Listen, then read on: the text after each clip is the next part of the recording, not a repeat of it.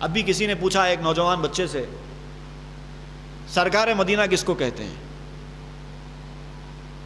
دیکھیے ہماری دوری کا کیا اثر ہے، سرکار مدینہ کیا بات؟ تو بچہ کہتا ہے دا گورنمنٹ آف مدینہ، مدینہ کی سرکار، سرکار مطلب گورنمنٹ، حکومت، مدینہ کی حکومت۔ میں نے کہا غنیمت، اتنا تو مدینہ تو کہہ دیا اس نے، ورنہ یہ مدینہ کیا ہوتا ہے پوچھنے کم نہیں ہے۔ اس طرح دین سے دور ہوتے جائیں گے۔ جو لوگ میلاد النبی کے جشن کو روکنے کی بات کرتے ہیں، نہ دین کی روح کی کچھ خبر ہے، نہ مسلمانوں کی حقیقت کی کچھ خبر ہے۔ اب آئیے میں بتاتا ہوں، ہم یہ سمجھتے ہیں یا ہم کو سمجھایا جاتا ہے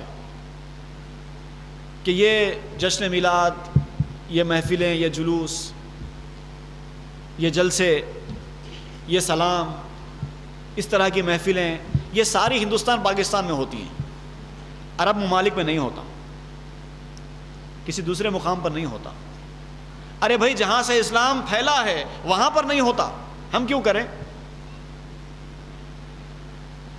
یہ بھی کہنے والا بڑا نادان معلوم ہوتا ہے، اس کو کچھ پتہ نہیں ہے، حقیقت کی کچھ خبر نہیں۔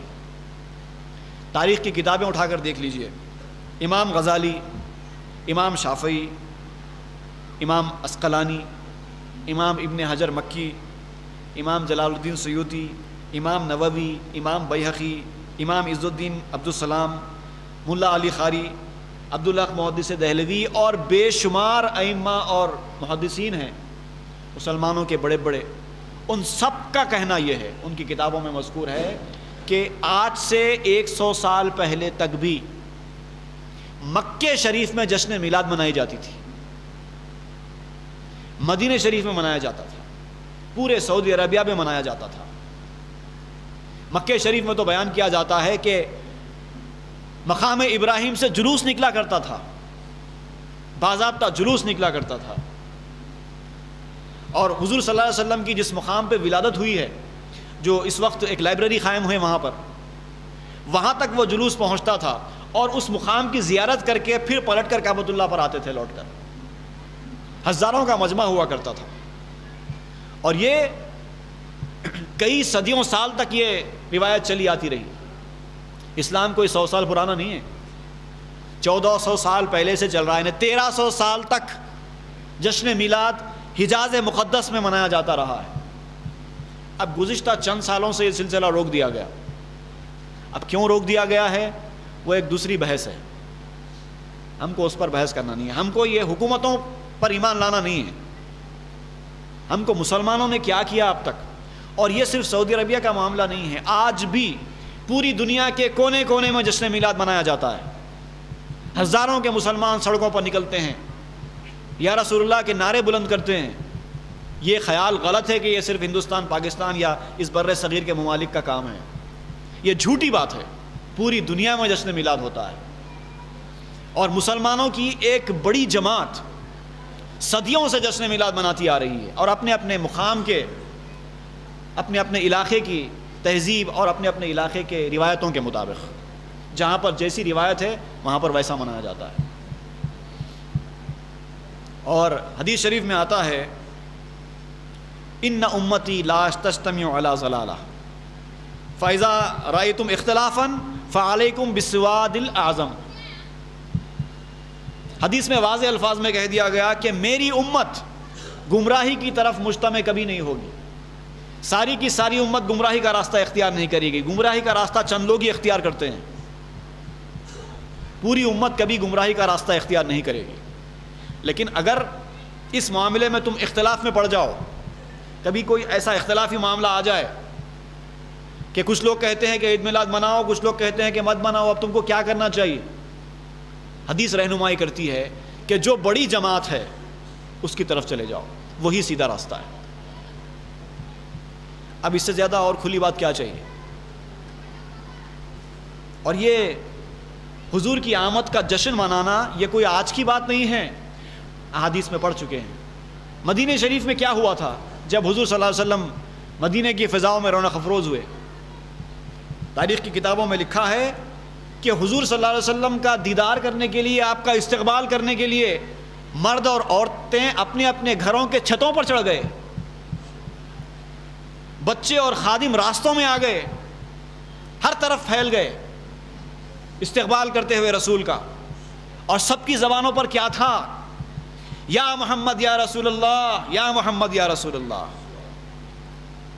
اور یہ حدیث صحیح مسلم میں موجود ہے، کتاب الزہد والرقائق میں موجود ہے، حدیث نمبر 75 ہے. یا محمد یا رسول اللہ، سارے طرف ایک غل مچا ہوا ہے کہ رسول تشریف لا رہے ہیں. ارے نادانو، رسول کی آمد پر یا رسول اللہ پکارنے سے ہم کو منع کرتے ہو.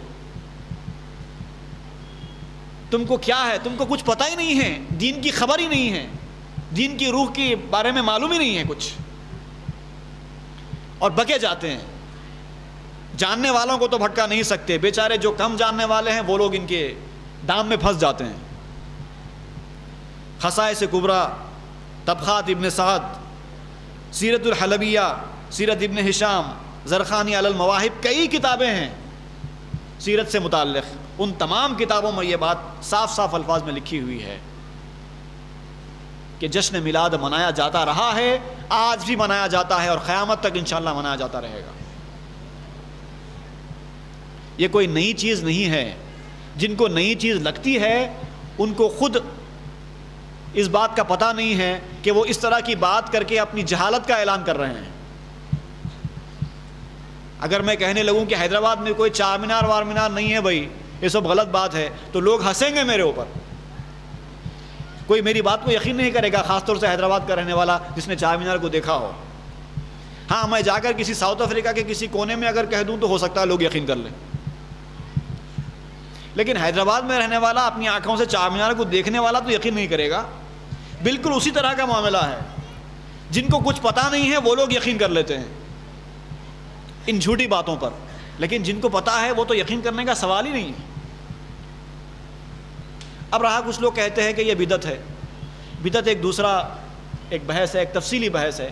اس وقت میں یہاں پر اس کے بارے میں بحث نہیں کروں گا، لیکن میں صرف اتنا یہاں پر ثابت کرنا چاہتا ہوں کہ یہ بدعت نہیں ہے. مسلمانوں کی بڑی جماعت اکابرین امت نے، بلکہ آپ کو میں بتاؤں کہ بعض ایسے لوگ بھی ہیں جو بہت ساری معاملات میں سنیوں سے اختلاف بھی کرتے ہیں، لیکن وہ بھی میلاد النبی منانے کے قائل ہیں. صرف گنتی کے چند لوگ ہیں جن کا کوئی شمار ہی نہیں ہے جو لوگ میلاد النبی کے خلاف کہتے ہیں، جشن منانے کے خلاف کہتے ہیں. بال گنتی کے چند، ان کا شمار بھی نہیں ہے. ان کی باتوں کو نظر انداز کر دینا چاہیے. یہ ہمارا دوسرا بیان تھا اس موضوع پر. انشاءاللہ تعالی ہمارے ائمہ، محدثین، فقہا اور دیگر اکابرین امت نے میلاد النبی کے بارے میں کیا کیا کہا ہے، انشاءاللہ اس موضوع کو ہمارے تیسری نشست میں بیان کرنے کی کوشش کی جائے گی. وما علینا الا البلاغ. دعا ہے اللہ تعالیٰ آپ کو اور ہم کو اس جشن میلاد کی رحمتوں، برکتوں اور اس کے انوار سے فیضیاب کرے. اللہ تعالیٰ ہمیں سچا عاشق رسول بنائے اور ان گمراہ لوگوں اور گمراہ کرنے والوں کے فتنوں سے اللہ تعالیٰ ہم سب کو محفوظ رکھے. ربنا ظلمنا انفسنا وان لم تغفر لنا وترحمنا لنكونن من الخاسرین. سبحان ربک رب العزة عما یصفون وسلام علی المرسلین والحمد للہ رب العالمین.